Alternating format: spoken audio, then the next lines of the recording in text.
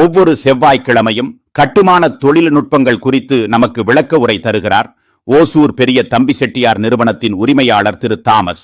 இன்று கட்டுமானத்தில் பயன்படுத்தப்படும் சிமெண்ட் வகைகள் என்னென்ன, எந்த வகை சிமெண்ட் பயன்படுத்த வேண்டும் என்பது குறித்து தெளிவாக எடுத்துரைக்கிறார். தெரிந்து கொள்ளலாம் வாங்க. நண்பர்களே, வீடு கட்டணும்னா கண்டிப்பா சிமெண்ட் யூஸ் பண்ணணும். இன்னைக்கு சிமெண்ட் யூஸ் பண்ணாம நிறைய வீடு கட்டுறாங்க. ஆனா பெரும்பாலான வீடுகள் சிமெண்ட் வீடு தான். அந்த சிமெண்ட்டை பத்தி ஒரு சிறிய பார்வை.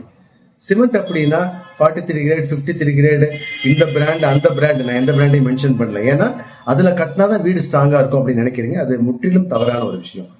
ஸோ பிபிசி அப்படின்னு ஒன்று இருக்கு, ஓபிசின்னு ஒன்று இருக்கு. பிபிசின்னு என்ன? போர்ட்லேண்ட் போசலோனா சிமெண்ட், அதாவது சிமெண்ட்ல ஃப்ளை ஆஷ் கலக்கக்கூடியது. ஓபிசின்னு என்ன? ஆர்டினரி போர்ட்லேண்ட் சிமெண்ட், இதுல ஃப்ளை ஆஷ் கலவை இல்லாதது.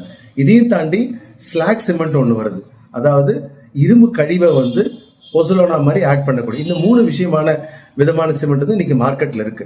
வீடு கட்டுறதுக்கு, பில்டிங் கட்டுறதுக்கு எது உகந்த சிமெண்ட்னா பிபிசி தான், பிளெண்டட் சிமெண்ட் சொல்லுவோம். ஸோ இந்த காம்போசிட் சிமெண்ட்டை நீங்க ரெகுலரா யூஸ் பண்ணி வீடு கட்டினீங்கன்னா வீடு நல்லா இருக்கும், ஸ்திரமா இருக்கும். கிரேட் அதிகமா இருக்குன்னு தயவு செய்து ஓபிசி சிமெண்ட் வாங்காதீங்க. அது வீடு கட்டுறதுக்கு உபயோகப்படுத்தக்கூடாத ஒரு விஷயம். மீண்டும் ஒரு நிகழ்ச்சியில அதை பத்தி டீட்டெயில்ஸ் சொல்றேன். நன்றி, வணக்கம்.